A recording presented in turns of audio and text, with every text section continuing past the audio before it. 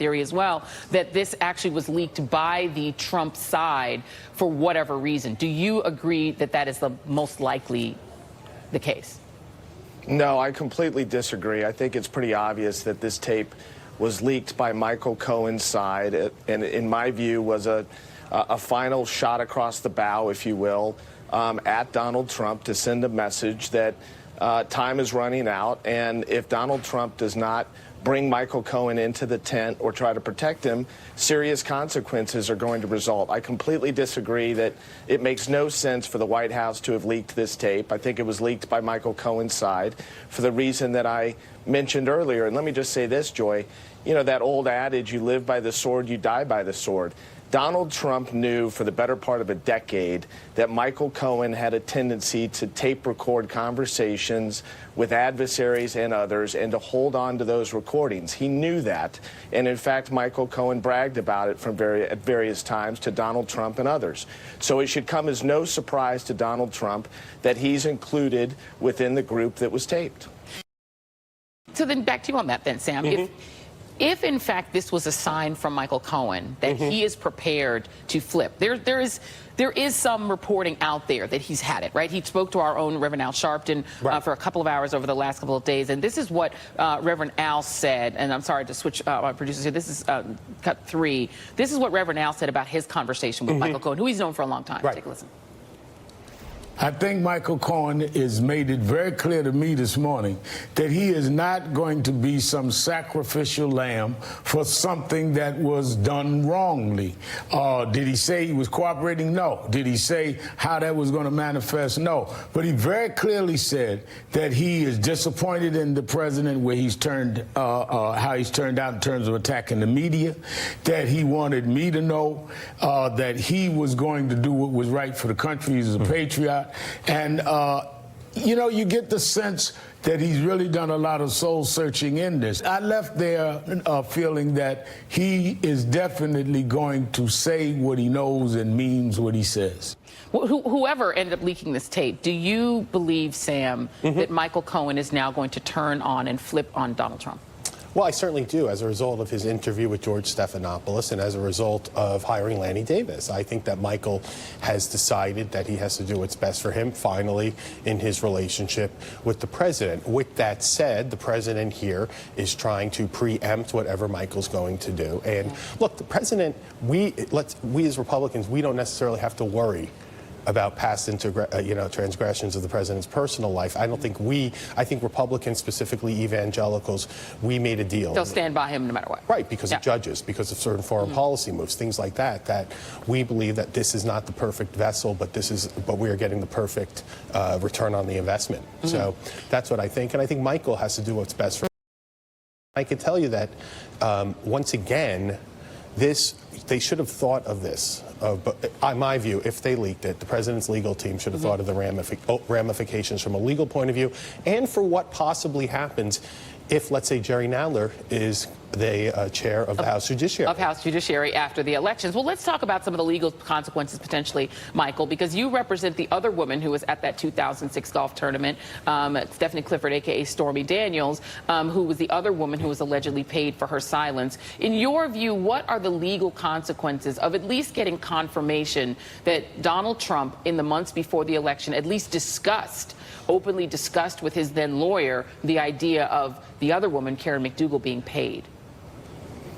Well, Joe, I want to make a couple things clear. First of all, this is not the only tape with Donald Trump's voice on it with Michael Cohen. I know that for a fact, and I want to be really clear about it. That's why I demanded release of all of what I coined at the time the Trump tapes back in late May, and we've repeated that demand. In my view, all of these audio recordings should be released to the American people. But from a legal perspective, the issue is that if Donald Trump knew that Michael Cohen was going to be making payments on his behalf, or others were going to be making payments on his behalf in order to influence the 2016 election, that may in fact constitute evidence of direct campaign finance violations, which can be criminal in nature. It could also provide evidence relating to money laundering, bank fraud, wire fraud, and a host of other potential crimes or charges relating to that conduct. I want to go back to something, though, that was touched on. You know, thus far, the only person that I've seen Donald Trump show any loyalty to in his life is Vladimir Putin, unfortunately. It's a very short list. It's a short list of one. It should have been a short list of at least two, and the second person on that list should have been Michael Cohen. If there was anyone on the face of the planet that Donald Trump should have made sure was in the tent, made sure was protected, made sure was loved, watered, and cared for, it should have been Michael Cohen, and he didn't do that, and I think the result of that is going to be disastrous for the president. I want to go back just before, you touched on it, and I want to come back to it really quickly, Michael. You said you know for certain that there are other tapes that Michael Cohen made with Donald Trump's voice on them. Do you know the nature of those other discussions? I'm not going to get into, I'm not at liberty to get into the details of those conversations now, but there's multiple tapes. There was a host of evidence that was seized in connection with these raids. That evidence, at least a copy of which, has now been returned to Michael Cohen. There's nothing stopping Michael Cohen from releasing that information, divulging it to the American public, and I hope that he does it. And to the extent that I can assist or others can assist in the disclosure of that information to the American people, we're going to do it. Lanny Davis, the attorney for Michael Cohen, tweeted out, obviously there's an ongoing investigation. We're sensitive to that. Suffice it to say that when the recording is heard, it will not hurt Michael Cohen. Any attempt to spin cannot change that on the tape. Do you think Lanny Davis is doing a good job representing Michael Cohen? And Michael Avenatti, would you ever consider representing Michael Cohen? Do you want me to answer that, Joy? Yeah, absolutely. Yep, Michael. Well, I already asked me about that yesterday, and I said that I would consider it. I want to be really clear because there's only a limited set of facts or circumstances under which I could or would do that. It would necessitate, obviously, Michael Cohen being dismissed from the current litigation between him and my client. He's a co-defendant with Donald Trump. We would have to settle him out, and there would have to be some very tight parameters around that representation. We would have to have a waiver from my client, who I think would ultimately provide it, and it would have to be in writing. And the way that I would agree to do that, I want to be really, really clear about this, Joy. The only way that I would agree to do it is if I had 100% confidence that Michael Cohen was ready to do the right thing, fully disclose what he knew about the president, and if he sought my assistance in bringing that information to the American people and divulging it all, putting it all on the table for people to see. Under those limited set of circumstances, I would consider it. Sam, you've talked very openly about Donald Trump sort of abusing his friends and not being loyal to them. I was attacked by the president. You were, including you, right?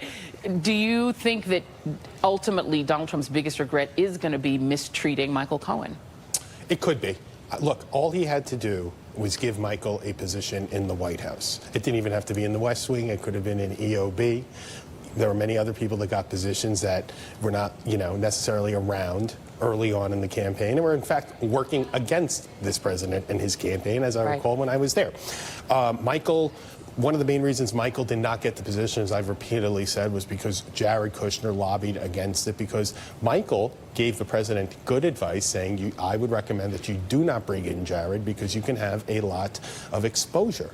Yeah. And so when Michael Avenatti, and when you say, look, he hasn't been loyal to many, I would say he's been overly loyal to Jared, and that could also be part of the downfall here when we find out.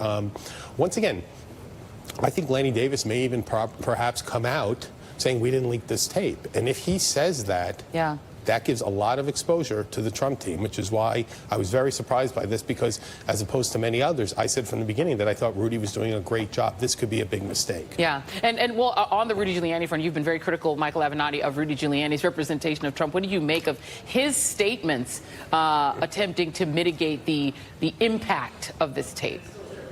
I thought they were done. Quite honestly, I don't understand what he's doing. I continue to be perplexed by exactly what Rudy Giuliani is doing. He used to be a great lawyer, used to be a good spokesperson. I think he's been nothing but a walking disaster for the president and for their legal approach to this. I don't understand why he would say that. There's no way this tape is exculpatory, meaning provides evidence of Mr. Trump's innocence. That's a ridiculous assertion. I don't know why he would say that. But let me just say this. Of all the decisions that this president has made over the last 24 months, Joy, I think